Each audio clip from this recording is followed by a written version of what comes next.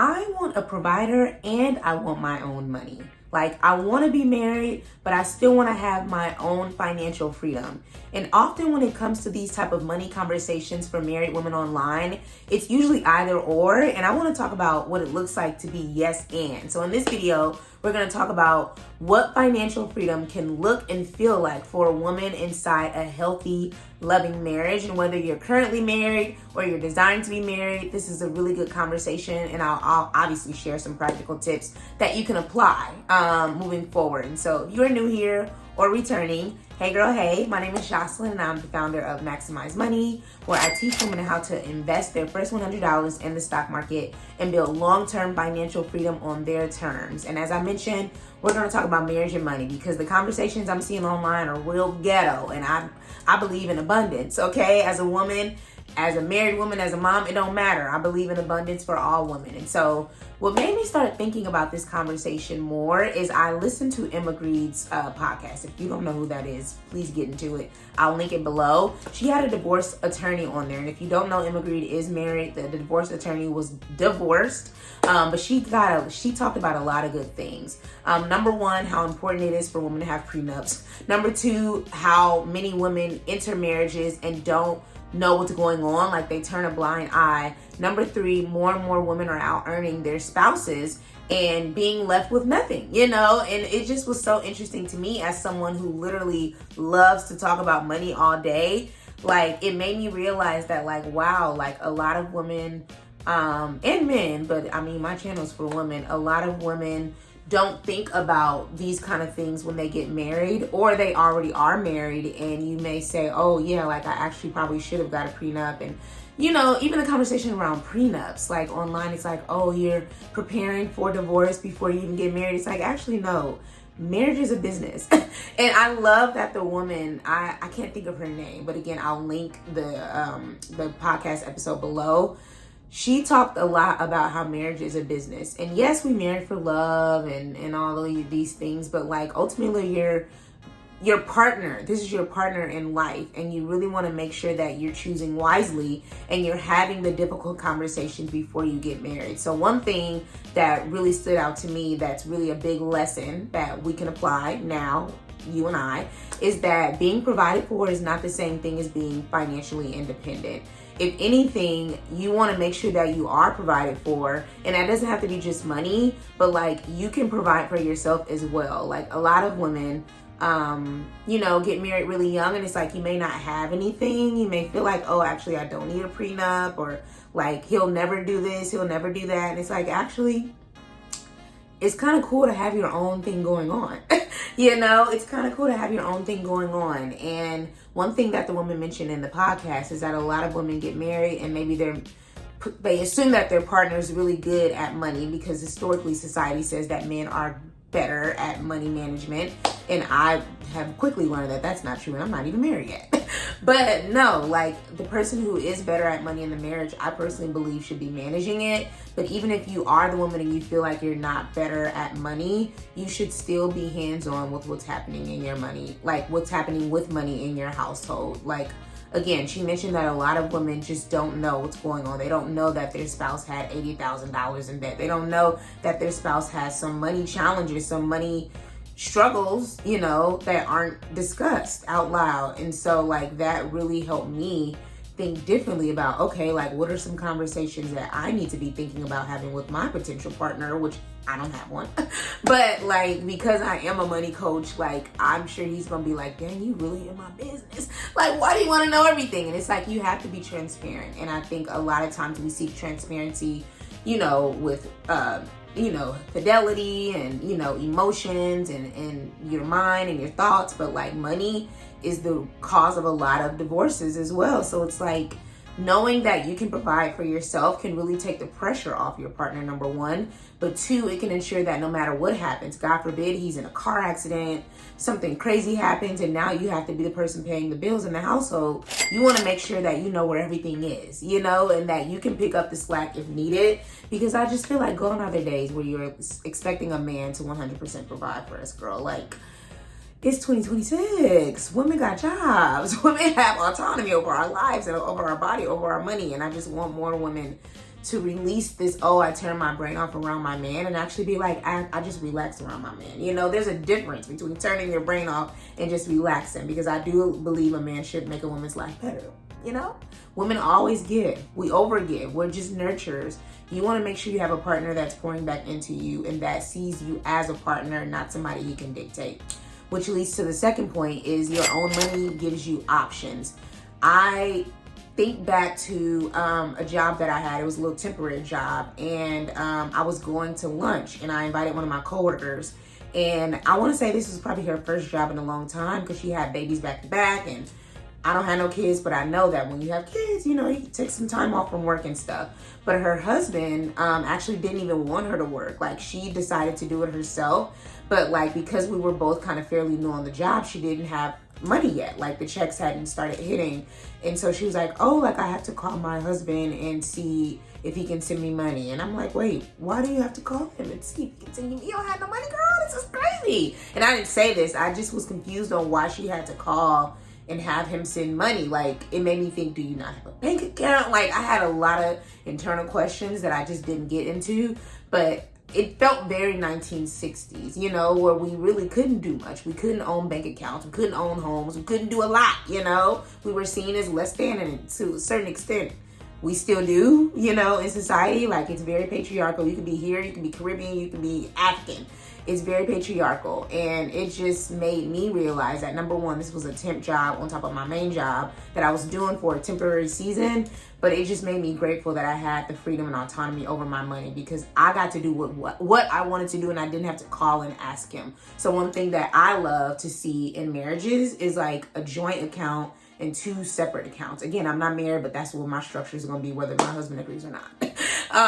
But that gives you freedom to say, you know what, I actually deserve a pair of shoes today, and not use the bill money that's in your joint account, you know, to go get you some shoes. You know, you don't want to have to call your spouse and say, hey, can I get this? Now, if it's a big purchase, obviously, you know, something life-changing, you don't do that. But ultimately, I love the idea of a joint account for your main expenses as a collective, as a partnership, and then having his savings account, his checking account for what he wants to do, you having yours. That way there's a clear divide, and you don't feel like you have to check in with them on and ask for permission. Like, that's crazy. Again, for smaller amounts. Bigger amounts, of course, what you do is impacting your bigger household, your bigger family, especially if you have kids.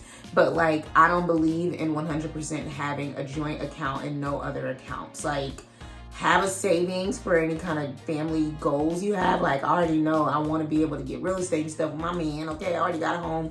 Maybe he'll have a home. We need to get another one. So we need to save for that. You need a down payment, closing call, all these things, you know? So that's a joint savings account on top of our checking account, which we're using to pay bills, on top of maybe a shared credit card that we use for strategic purchases. Like, it needs to make sense, you know, and I still want to have my own account because I'm grown. Like, you grown, I'm grown, and if I decide to go to happy hour with the girlies, I don't need to clear that with you. I just need to let you know I'm gonna be there, and I'll be home later, okay? So that's what I believe. And also investing. That's something I won't stop doing when I get married. I don't want women to feel like, okay, now all my goals have to go to him. Like, I personally plan to still be investing on my own and we'll be investing together in some kind of component as well. But like, the idea of just stopping all the things that I've been doing for 39 years is crazy work to me. And I think, again, a lot of women feel like, okay, now everything has to be about us. And I'm like, actually, you can still run your own business. You can still have your own 9-to-5. You can still have your own personal money goals.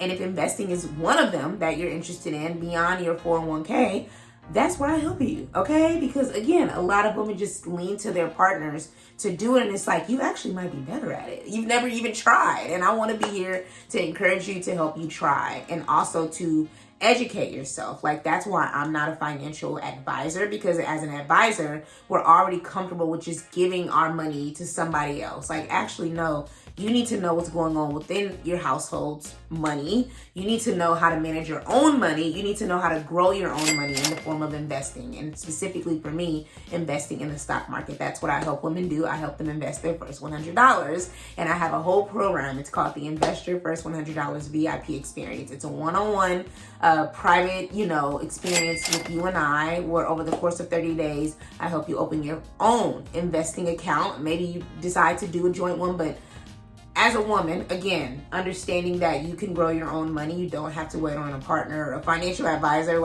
it actually gives you more confidence, if I'm honest.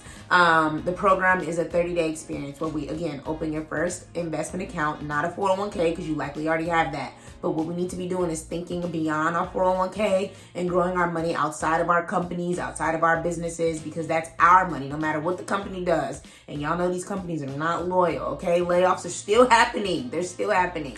And so we open your first account together. It's typically a Roth IRA or traditional IRA. I walk you through my methodology for choosing the right beginner-friendly investments, understanding the risk, understanding how to diversify your portfolio so it's not all going into one company. And then you actually invest your first $100. It's your account. It's your $100. You don't send it to me. I am the educator. I'm your bridge. I help you get started because so many women are afraid to get started. They don't know which accounts to open. They don't know what to invest in. They're scared to invest. They don't want to make the wrong decisions. And I get it because that was me. But I have grown my own IRA from $0 to close to $80,000 just by starting. And I started with literally $100, which is why that is my framework. That is trademark. Okay. So if you're interested in that and you're like, actually, I do need to be investing. I do have my 401k. I've done a little bit of this, a little bit of that. I've been watching all the videos. I read a few books, but it still hasn't clicked. And I want to start, but I'm afraid. That is literally who the Invest Your First $100 VIP experience is for, because I was once you, and I've helped over 19 women this year alone invest their first $100. Again, opening their account, funding the account, choosing the beginner-friendly investments, understanding the risk, all the things. I'm not going to leave you hanging, but you're going to be empowered to take the next steps. And so that is what I've been doing all year, all 2026. And I love seeing my girls get their wins, get their money wins, because there's nothing like seeing your money grow while you're on vacation, hanging with your man, hanging with your family, and seeing those dividends hit, which is how you get paid, seeing that compounding interest grow, seeing that portfolio balance grow. Every time I will log in, maybe after a bad day at work or a stressful day, and I'll see that my portfolio grew. I had $20,000 in there after consistently investing. Now I got 40, now I got 60, now I got 80. I love it here. I'm never leaving. And again, that's a high level of confidence that women deserve. When you take control of your money, that's still a form of self-care. We talk about spas and baths and facials, but money needs to be a part of that conversation too, especially if you are in a marriage, if you are a mother, okay? You gotta come first, baby, Lucius, okay? Cookie said, okay? So if you're interested in my VIP experience, that will be linked in the description below. I've done tons of these already. You can see my receipts of all my girls that have gotten their wins. Everything is on the page. And again, I'm honored to help you start your investing journey outside of your business or your 9-to-5, because we need to be diversifying. Yes, there's more money to be made and grown with these investment accounts and with investing in the stock market. So the last thing is around marriage and how your marriage ideally should be making both people better. Often you hear conversations about how women shouldn't get married and, marriage benefits men. And to an extent, I kind of agree with that. However, I also feel with the right partner, you're going to mature. Again, I'm not even married, but I can think back to a guy that I was dating that I really, really liked, and he really, really liked me. And one thing and we're still cool, we still cool. I actually still really like him. But anyway, one thing that I credit about him is that I feel I became a better person because he was so committed to becoming a better person. Not even just for me, just in life. And I feel his mindset was so sharp. And I think I had been operating from a glass half empty mindset, and he always operated from a glass half full. And so our conversations, just the way that I was kind of troubleshooting things with him, he always really helped me to think beyond like the issue and like problem solve in a way that's positive and not negative. And again, that's what you want in a partner. You want somebody who's going to make you better, somebody who's going to sharpen you, somebody that wants to involve you in the tough conversations and the tough decisions that you have to make as a family, but also individually. So even again, he and I are not dating per se anymore, but I still think very highly of him. I admire him. I respect him, and he does the same for me. And so ultimately you want a partner like that, because then marriage becomes worth it. If you want somebody who's stressed, and again, like as a woman, we wear our stress on our face, in our shoulders, like on our body. So like when a woman is in a marriage and she's not being taken care of, you can often tell.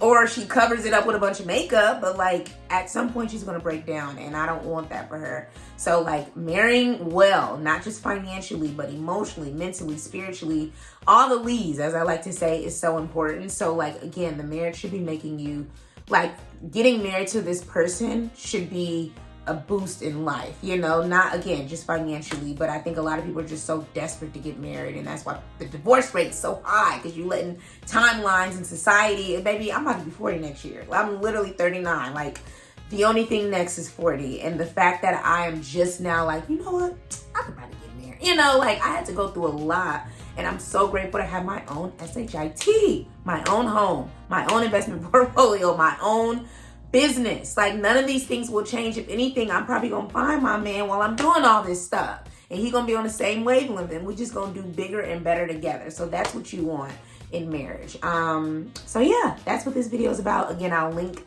the description. I'll link the podcast. I think you should really listen to it. It's about 2 hours. But again, as someone who desires marriage, but also is financially extremely savvy, it gave me a lot of things to think about, you know, because at first I was like, oh, I'm not getting married. But then I was like, you know what? No, girl, you got to think about like the kind of man that you're going to attract is going to, number one, be from God, and God don't send no mistakes, you know, but two, you're going to enter marriage knowing that this person is somebody that you love and that you can see yourself building a life, a business with. Because again, marriage is a partnership. I'm not marrying for love. Like if you haven't shown me a life that's expansive, like if you haven't truly built a life around the vision that God has given you, and not just talking about it. Again, going back to the guy that I was dating, like he was actively making moves towards the vision he had for his life, and I wanted to be a part of it, okay? I wanted to be a part of it.